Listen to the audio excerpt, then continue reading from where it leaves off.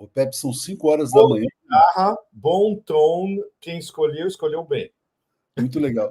São 5 da manhã aqui no Brasil e o Reginaldo pergunta se o Putin vai apertar o botãozinho vermelho. Já é essa hora. Ainda não. Ainda não. Ainda não. A gente 11 horas em Moscou e tem sol na minha janela aqui em cima. E são os últimos dias do verão, então ainda está todo mundo muito excitado, porque esse é o mais longo verão na Rússia em séculos. Olha que interessante. E quanto que está a temperatura aí, Pepe? 20. Peraí, deixa eu olhar. De manhã cedo é 16, 17. Daqui a umas 3 horas chega a 24, 25. Espetacular, hein? Bárbaro, né? E a gente está no meio de setembro. Você sabe que no sul da Sibéria, nem no norte, evidente, no sul da Sibéria já está nevando. Em Krasnoyarsk, eu tenho amigos, eles mandaram fotos da neve já. Meio de setembro. Agora, aqui vai chegar mais tarde. Aqui o prenúncio de inverno vai chegar o mês que vem. E você teve em Vladivostok, né, agora, recentemente? Super importante. Bom, olha, tudo sobre Vladivostok vocês acham no meu canal do Telegram. Eu sei que Twitter X no Brasil, né, implodiu. Mas tudo de importante eu ponho fundamentalmente no Telegram. O meu canal do Telegram é as pessoas mais cool do planeta vêm. Então, recomendo para vocês, está tudo lá. Inclusive o que aconteceu em Vladivostok, o que eu escrevi, o que aconteceu. No palco estava Rússia, China e Ásia, os 10 do Sudeste da Ásia. A sessão plenária, onde a gente tem que tomar um teste de Covid extra, o segundo, porque a gente está no mesmo auditório que o Putin. Uau! Tem uma segurança monstro, você é revistado 5 vezes. E foi sensacional a sessão plenária, porque foi uma união da Ásia inteira. Estava o vice-presidente chinês, o Anwar Ibrahim, o primeiro-ministro da Malásia, e o Putin. 3 horas e 10. Foi absolutamente extraordinário. Bom, tudo isso vocês veem na coluna. Eu acho que eu mandei para vocês essa coluna. Deve ter sido. A gente publicou sobre a cúpula. Sim, sim. Bem interessante. Mas diga. Bom, e claro, você vê ao vivo, por exemplo, eu fui no fórum ano passado. Você nota uma diferença brutal em um ano do empenho do governo federal em conquistar o Oeste, na verdade, que é extraordinário. É o que os chineses começaram a fazer no Xinjiang, no oeste da China, em 1999. Os russos começaram a fazer, digamos, mesmo há 2 anos atrás, depois do Covid. É um processo similar. Vamos conquistar o leste da Rússia inteiro, que é uma área gigantesca, e o Ártico também. Então, estava todo mundo importante de todas as províncias do leste e de todas as províncias margeando o Ártico e a construção da Rota da Seda do Ártico, que vai chegar em Murmansk, que é o porto principal da nova Rota da Seda. Isso vai ser o principal canal de conectividade do mundo em alguns anos, passando por cima do canal de Suez. Por isso que os americanos estão desesperados, porque eles estão completamente marginalizados do desenvolvimento do Ártico e da Rota da Seda do Ártico, onde os principais personagens, além da Rússia, é a China, evidentemente. E eles discutem isso o tempo todo. Inclusive, a terminologia é diferente. Os chineses chamam de Rota da Seda do Ártico, como eu te disse. Os russos chamam de Rota Marítima do Norte. Mas é exatamente a mesma coisa. E, evidentemente, comércio da Eurásia inteiro começa a passar pelo Ártico, porque isso dribla também as barreiras americanas contra os corredores das rotas da seda, atravessando o Heartland, atravessando a Eurásia. Né? Chega na Ucrânia, por exemplo, está blocado. Da Rússia para ir para a Europa, está blocado. Os chineses estão apostando nos corredores que vão pelo Irã e depois chegando à Turquia. Mas eles têm agora um corredor extra, que é um corredor marítimo. Então, a gente tem uma rota marítima da seda pelo Mar do Sul da China, Oceano Índico, indo para o Ocidente, e a gente vai ter uma rota do Ártico que pode fazer a mesma coisa. Muito bom. Tudo isso. E você vê tudo isso conversando com as pessoas, é outra história. Bom, eu qualifiquei como o grande projeto de desenvolvimento nacional do século XXI. Muito legal. Pepe, essa aqui é uma live para privilegiados, né, em função do horário, mas a gente tem pessoas aqui assistindo. Bom dia, todo mundo! Da República Tcheca, de Niterói, de Lima, no Peru, Maravilhoso. do Canadá, né? E são 100 pessoas, depois muitas pessoas vão assistir. Totalmente globais. Mas agora é um pocket show, é um petit comité, vamos dizer assim. Né? É um pocket show. Vamos começar pelo tema mais quente, Pepe, porque todo mundo está preocupado realmente com o que aconteceu no Líbano. Né? Qual que é a sua interpretação e o significado disso? Né? Um horror. Imagina, eu tenho amigos lá. O Cradle, The Cradle, o site que eu sou o principal colunista do The Cradle. O site é em Beirute. A equipe está em Beirute. Eles têm excelentes conexões com o Hezbollah. Eu tenho amigos na Al Mayadeen, que é uma cadeia de TV website em Beirute, também no sul de Beirute. Eles têm uma rede imensa no sul do Líbano. Então, evidentemente, todo mundo foi afetado. E o grau de toxicidade disso que eles fizeram, mas é um negócio absolutamente inimaginável. Né? A gente achava que é quase como se fosse um complemento de ataque contra civis do genocídio em andamento. Porque eles sabiam perfeitamente que todo mundo, não só em Beirute, mas no Líbano, usa pagers. As pessoas acham que os pagers não são contaminados por infiltração estrangeira ou, como num iPhone, o NSA vai estar escutando tudo o que você fala. Não. Uma das poucas coisas que os israelenses sabem fazer muito bem são operações terroristas do gênero. Ou seja, essa operação começou há meses atrás. Agora já está mais ou menos identificada a cadeia de como funcionou. Tem só uma divergência, que é onde os pagers foram manufaturados. Porque a companhia... Aí exatamente, eu estou chegando nisso, Leonardo. A informação da inteligência russa que eu pus no meu Telegram é de que eles foram fabricados, na verdade, na República Tcheca. Porque essa empresa é uma shell company, né? É uma empresa fictícia. Foi criada na Hungria com duas vertentes: fabricar pagers normalmente e para encobrir uma operação do Mossad. Na Hungria, fazendo licença da companhia original Gold Apollo, que é em Taiwan. Vocês devem ter visto, o proprietário da Gold Apollo saiu em público, ele vai tacar uma ação de $1 bilhão contra o governo israelense, que acabou com a credibilidade da empresa dele. E vende pagers normalmente para a Ásia inteira, para o Ocidente também. Então, eles montaram essa companhia chamada BAC na Hungria, e essa companhia também estava diversificando em outras duas companhias, shell companies, né? Companhias semi-fictícias, e uma delas estava na República Tcheca. Essa informação que a gente tem, que é bem diferente da informação que os americanos estão jogando nas redes. Né? De qualquer maneira, o principal é que a interferência foi já na cadeia de produção. Introduzir os explosivos e, como é que chama, mexer no circuito integrado dos pagers, isso foi no estágio da cadeia de produção já. E começou em março. E foi descoberto também que os russos... Desculpe, os russos não. Como foi mandado por navio, quem mandou foi um qatari. O cara que encomendou essa leva de pagers foi um qatari, com destinação para o Líbano. Aí os pagers viajaram até Hamburgo e foram de Hamburgo para Beirute. Então, a gente tem a cadeia já também.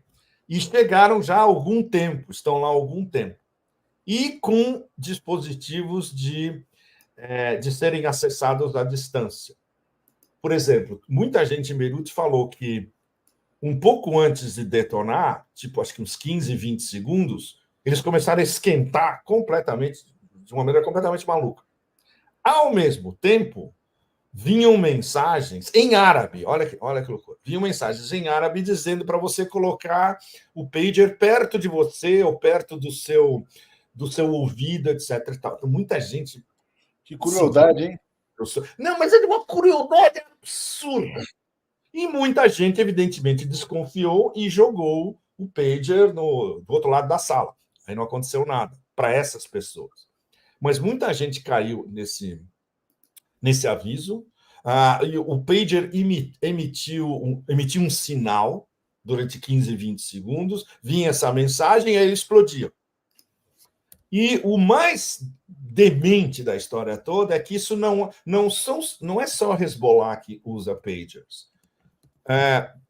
Médicos, enfermeiras, pessoal em escola, professores, profissionais liberais. Você vê todo mundo, por exemplo, em Beirute andando de pager, especialmente no sul de Beirute, que é, digamos, comparado com o norte de Beirute, que é, digamos, o mini Otanistão de Beirute, o sul de Beirute é popular, é xiita e é ligado ao Hezbollah. E todo mundo usa pagers. E no resto do Líbano a mesma coisa. Então, a crueldade desse ataque, não só contra a Hezbollah, mas fundamentalmente contra civis. Bom, a gente pode esperar tudo agora desses...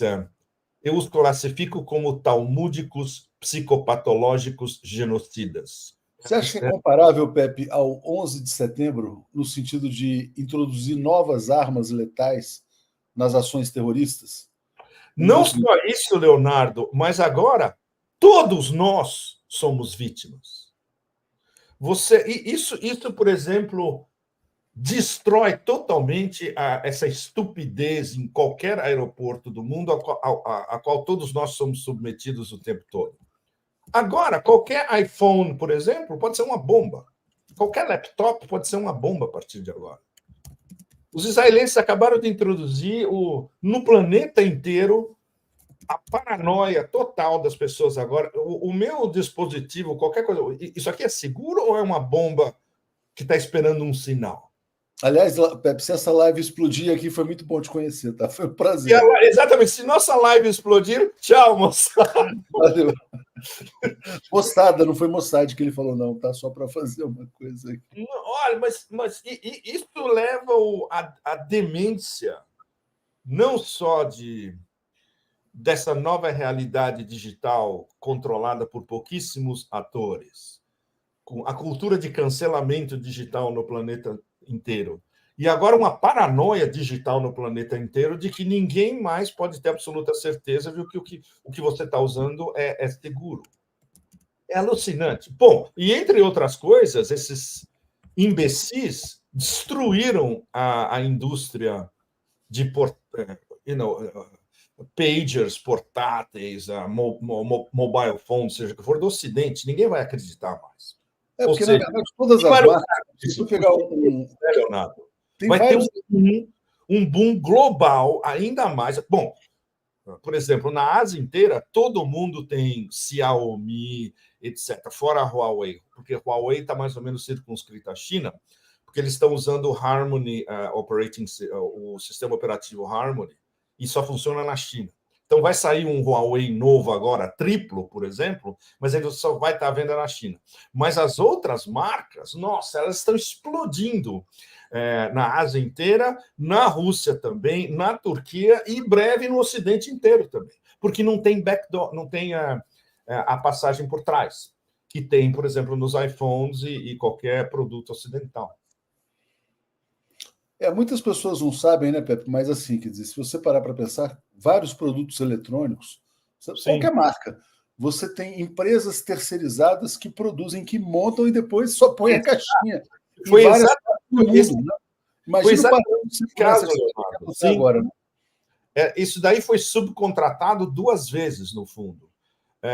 Por exemplo, O diretor da Gold Apollo, ele falou, olha, eu achei normal. Veio alguém da Hungria e falou, posso fazer a licença de vocês de fabricar o pager de vocês na Hungria? Fizeram um contrato normal, pá, tudo assinado, e ele não achou nada esquisito. Mas essa empresa, que já era uma empresa, né, ela subcontratou para outras duas também. E essa é a cadeia. Ou seja, bom, os caras do Mossad pensaram cuidadosamente essa operação e, como é que chama? Dividi-la em diversas etapas, sem, evidentemente, levar a uma interferência direta do Mossad. O mais... não tem um smoking gun ainda, evidentemente, mas o mais provável é que os caras do Mossad, eles interferiam na cadeia de produção na República Tcheca para instalar todos esses negócios, antes de que eles fossem empacotados, enviados para Hamburgo e viajar por mar até Beirute. Agora, tem uma falha de segurança do Hezbollah, de qualquer maneira, né? Enorme. Nossa, mas enorme, enorme. Mas isso é desesperador. Leonardo, é desesperador. Você acredita, por exemplo, eu estava no Iraque há menos de um mês atrás. Todo mundo usa o WhatsApp. Todo mundo usa iPhone. Eu tentando explicar para eles, WhatsApp não é seguro. Gente do governo iraquiano usando WhatsApp. Então, isso o que nós chamamos de Oeste da Ásia, que é a denominação correta, Oriente Médio, todo mundo usa iPhone e WhatsApp. É desesperador. É desesperador. Você tem que fazer um trabalho longo, todo mundo, e aí um trabalho global de mídia alternativa, de analistas, etc., para explicar para a população global que nada disso é seguro. Se você quer ter algum produto seguro, compre um produto chinês que não tem backdoors. Ponto. E use na internet, não use, por exemplo, Meta na internet. De maneira nenhuma. Na verdade, a Meta vai saber a sua localização em tempo real a qualquer momento. A Meta sabe tudo o que acontece conosco. Exatamente. Eu estava até pensando... Não é por acaso que foi banida na Rússia. Eu fiquei pensando, imagina essas pessoas que usam o celular com a sua localização, um fone de ouvido. Imagina o fone como um explosivo. O cara compra um fone da JBL, da Apple, JBL, por exemplo, Bose, de qualquer marca, e o fone pode ser um explosivo. Claro! Então, realmente é uma situação... Pois é, chega no nosso tema agora, que agora está instalado no planeta inteiro um pânico absoluto em relação a tudo que você possui como aparelhos eletrônicos de comunicação virtual. Tudo.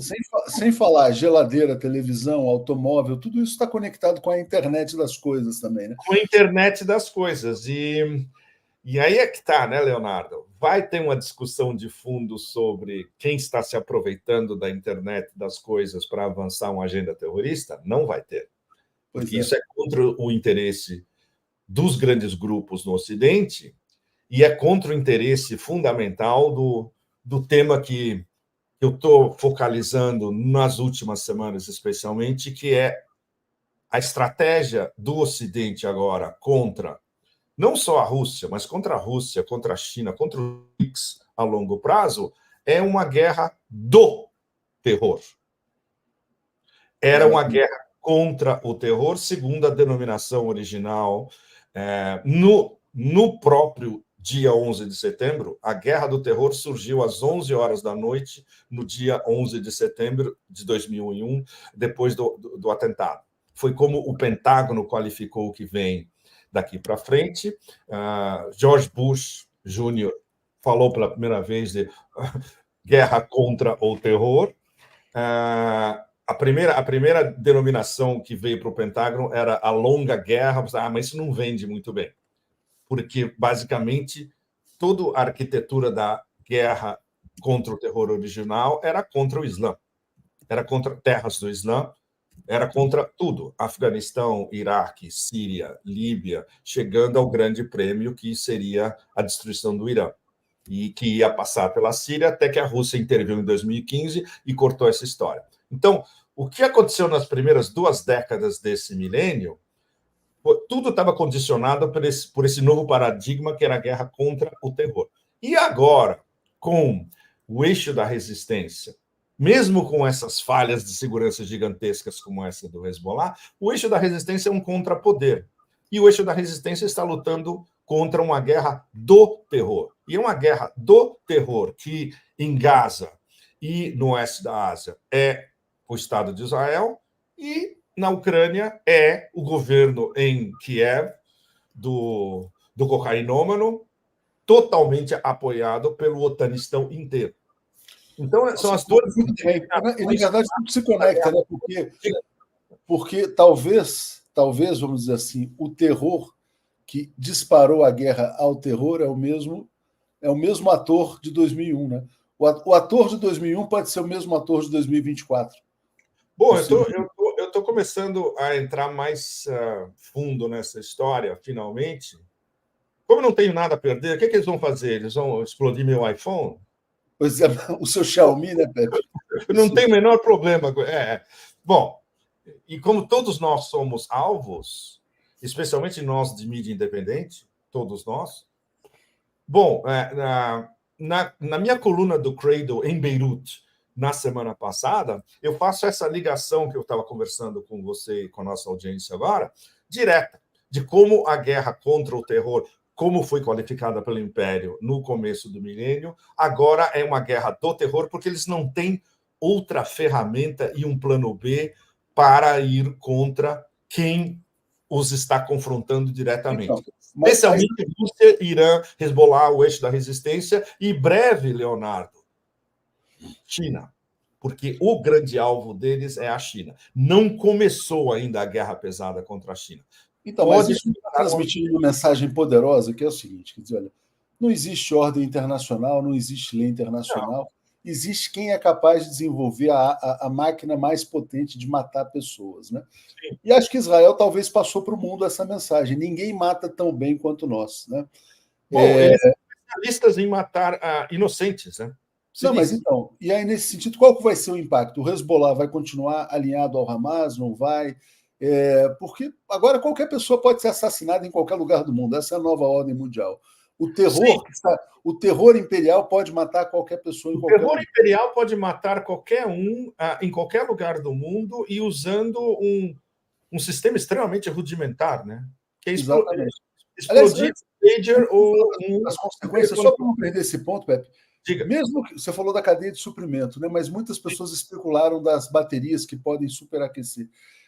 Você acha que isso acontece? Sim, isso acontece. Não, isso acontece, mas será que, por exemplo... Não em massa, e não, veja bem, não em massa e não em uma latitude muito bem localizada. Ou seja, eles miraram o Líbano inteiro, não só Beirute. Quem tivesse esse pager no Líbano inteiro é um alvo. E eles não pensaram se era Hezbollah ou se era civil. Alvo. Ou seja, o alvo foi indiscriminado. E eles usaram justamente... Claro, uma das táticas de escape claro, mas baterias de pagers e de telefones explodem. Mas não dessa maneira, coordenada. E na mesma hora, né, Leonardo? As explosões foram literalmente simultâneas. Exatamente. E foram milhares de pessoas, ou seja, pelo menos, até os últimos dados, 3.200 vítimas no Líbano. E depois teve a segunda onda com os walkie-talkies também. E agora com os aparelhos de aquecimento de energia e tal. Exato. Painéis solares também, né? E, bom, super sério. Isso é o primeiro estágio, o segundo estágio da guerra contra o Líbano, que já está começando. Isso já é a guerra contra o Hezbollah e contra o Líbano, na verdade. Esses caras são suficientemente dementes, esse gabinete dos talmúdicos genocidas, como eles viram que, basicamente, na prática, eles perderam a guerra em Gaza. Eles destruíram Gaza, mas não ganharam nada. Na verdade, é aquela mesma lógica absolutamente demente de você destrói tudo e você declara uma vitória. Ou seja, vem do Império Romano, e é uma das poucas coisas que os israelenses aprenderam. Eles são especialistas em destruir tudo e depois falam, ganhamos. Não, vocês não ganharam. Vocês perderam em relação não só ao Hamas, mas toda a União Palestina como um todo, e mais a opinião pública global, e agora vocês querem expandir a guerra contra o Líbano, sabendo que vocês vão tomar uma cacetada absoluta. O plano deles, que é totalmente demente, é ocupar o sul do Líbano, num raio de pelo menos 50 quilômetros, segundo eles mesmos, até o rio Litani. Eles não têm como fazer isso, porque essa área é hipermilitarizada ao nível dos dedos e das unhas. Todo mundo lá está militar. Eu fui lá antes do Covid. É impressionante. E quando você vai lá e conversa com o pessoal que mora nos villages, então tem... para vocês terem uma ideia, tem todo o sul do Líbano vindo do rio Litani, tem um muro que acabou de ser construído em 2019, com interferência da missão da ONU no Líbano, que é um negócio completamente absurdo. Aí tem uma pequena terra desolada na frente, que é Palestina ocupada, e aí, depois de 1 quilômetro, 2 quilômetros, começa a Palestina ocupada e você vê as plantações, etc. e tal. É essa área que os caras querem conquistar. Não tem a menor chance. Mandaram a melhor brigada de Israel já para a fronteira. Imagina, se os caras não conseguiram destruir o Hamas dentro de Gaza, tentar destruir o Hezbollah no sul do Líbano mas isso prova, mais uma vez, para vocês todos, como os caras vivem numa bolha totalmente demente, a bolha terrorista que eles inventaram, dentro da qual eles vivem, e eles se acham invencíveis. E eles acham que, mesmo que percam no terreno uma guerra direta, eles podem, pelo menos, vender para o Ocidente inteiro, ganhamos, temos mais segurança, etc. Não, não vai acontecer. E o plano original, que seria ganhar essa guerra, entre aspas, em tempo relâmpago, para trazer de volta todos os colonos israelenses que moram perto da fronteira do Líbano, não vai rolar.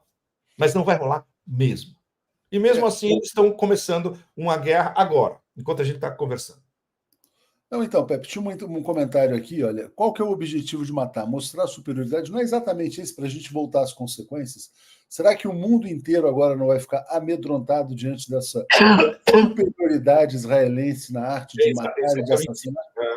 Mas é mais uma instância, Leonardo, vocês todos, de como eles vivem numa bolha e eles não pensam em repercussões. Um sistema completamente fechado de fanáticos. Você sabe que é impossível dialogar com fanáticos. Mas é isso. Mas é assim, Israel perdeu toda a reputação que foi construída pelo cinema, pela propaganda, nos últimos 70 anos. Né? Nos últimos 70 anos, tudo isso virou pó. Então, na verdade, o regime israelense ele não pode mais ser amado, admirado, ele só pode ser temido. Né? As pessoas podem ter medo de Israel. Justamente, é a única coisa que entra na cabeça deles. Israel tem que ser temido. Quando eu encontro nesses fóruns internacionais com zionistas convictos, eles sempre repetem o mesmo mantra. Don't fuck with us. Não mexe com a gente, senão a gente vai lá e te mata. Todos eles, de uma maneira ou outra, e geralmente de uma maneira muito... Eles não são... O QI não é muito alto. Eles são muito agressivos. Mesmo os scholars são super agressivos. Eles falam nessa mesma linha. Eles querem ser temidos pelo planeta inteiro, literalmente. Se você mexer com a gente vai lá e te destrói. É o ethos. É o que está na cabeça deles. É muito perigoso. E, evidentemente, é impossível ter qualquer tipo de diálogo diplomático ou geopolítico com esse povo. Por exemplo... Isso não vai enfraquecer o eixo da resistência? Desculpe? Isso não vai enfraquecer o tal eixo da resistência? Pelo contrário! Vocês não sabem a vontade de poder nietzschiana do Hezbollah. Uau! Isso é uma coisa que você vê lá. eu fui privilegiado de ter contato direto. A gente fez, em 2019, a gente foi convidado pelo think tank do Hezbollah em Beirute para dar diversas palestras. Foi muito, acho que eu já conversei isso para vocês. Eles me perguntavam muito sobre o Lula na época. E na verdade, em vez de falar sobre a guerra no oeste da Ásia, no meu caso, eu fiquei falando basicamente do Lula. Mas ouvi-los e ver o nível de análise é altíssimo. É uma pena, porque o melhor teórico que eles tinham, que era um cara que também cresceu, na verdade, nas guerras eternas contra Israel, o Anis Nakash, ele morreu de câncer há 2 anos atrás, infelizmente. A gente teve uma mesa redonda depois com o Anis Nakash, e ele explicando que, na época, eles não colocavam como eixo da resistência, porque ainda estava em formação. Por exemplo, na época que a gente se encontrou, o general Soleimani estava vivo ainda. E o general Soleimani foi que montou toda a arquitetura do eixo da resistência.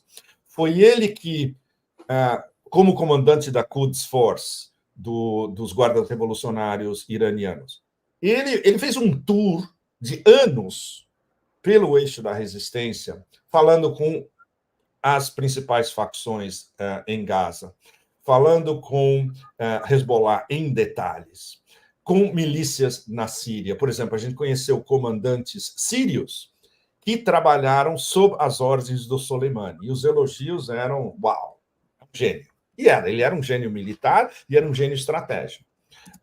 As milícias do Iraque, por exemplo, quando o general Soleimani foi assassinado, no início dessa nossa década, que eu chamei Os Anos Raivosos, Raging Twenties, é o título do livro que eu publiquei em 2021, dia 3 de janeiro de 2020, foi assassinado o general Soleimani, e quem estava do lado dele no carro atingido por um míssil americano na saída do aeroporto de Bagdá? O número 2 das... a tradução em português é Brigadas de Mobilização Popular. Hasht al-Shabi. Hasht al-Shabi é só a principal delas, mas tem várias. Mas, como um todo, elas são chamadas Brigadas de Mobilização Popular.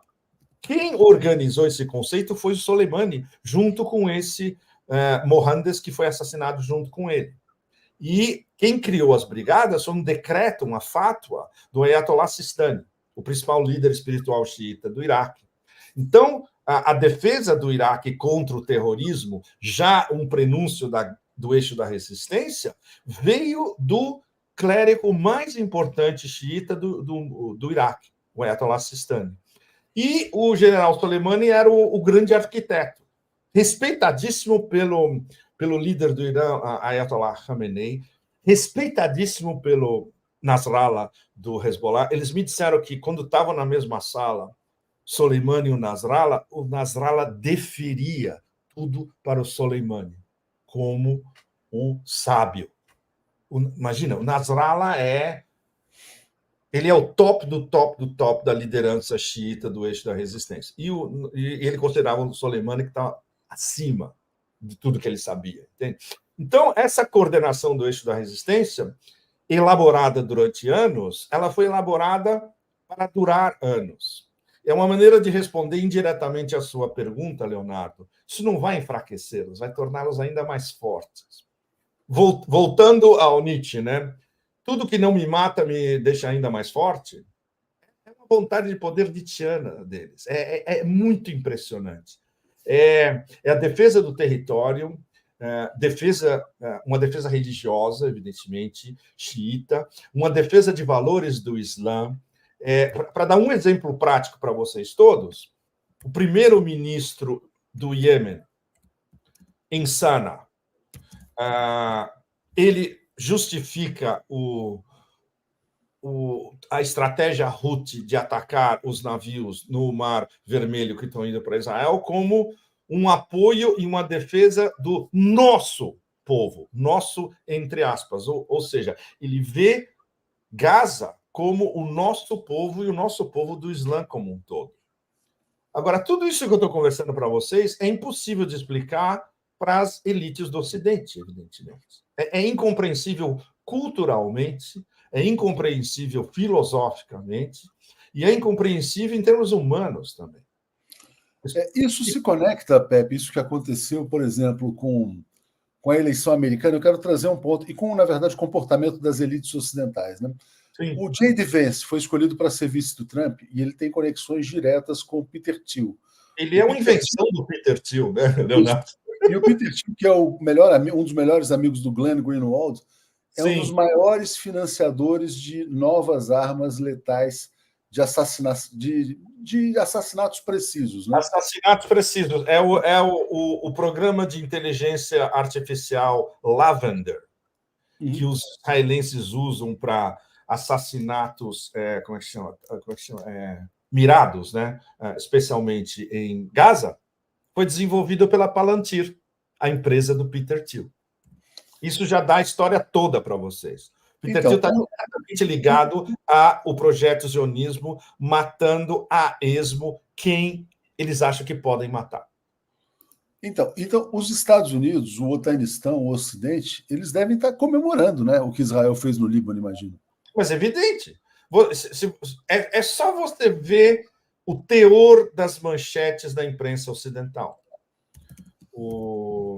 É um mal disfarçadíssima felicidade com o fato, nós estamos eliminando terroristas. No fundo é isso. É o que você vai ver na imprensa inglesa, francesa, alemã, americana. Claro. Porque o tema central, né, para todos nós e que nos envolve todos, das guerras eternas. A gente, nesse Walk the Dog, o cachorro mordendo o rabo, a gente não sabe mais quem é o cachorro, quem é o rabo, e que fica virando o tempo todo. Que é aliás, a relação... parêntese, Pepe, eu me perguntei ontem, estava fazendo uma live, se a gente não deve falar, em vez de Império Americano, Império Israelense, Império Sionista, ou Imperador Netanyahu. Quem é o rabo? Quem é a cabeça? Né? Quer dizer, exatamente. Quem é o rabo? Quem é a cabeça? Do jeito que está configurado agora, não há a menor dúvida de que é um império zionista, que controla focos delimitados pelo Ocidente inteiro, e o mais importante é os Estados Unidos. E eles não ligam a mínima para os Estados Unidos. Aquela famosa declaração do Netanyahu, acho que há mais de 20 anos, de que, não, imagina, a gente faz o que eles querem, eles não, beijam a nossa mão o tempo todo. É verdade. É só você visitar Washington, é só você ir ao Congresso, é só você ver como funciona o Senado e o Congresso em Washington, você entende tudo. É só você ver todos os think tanks, a maior parte localizados em Washington e discutindo entre eles. É assim que funciona.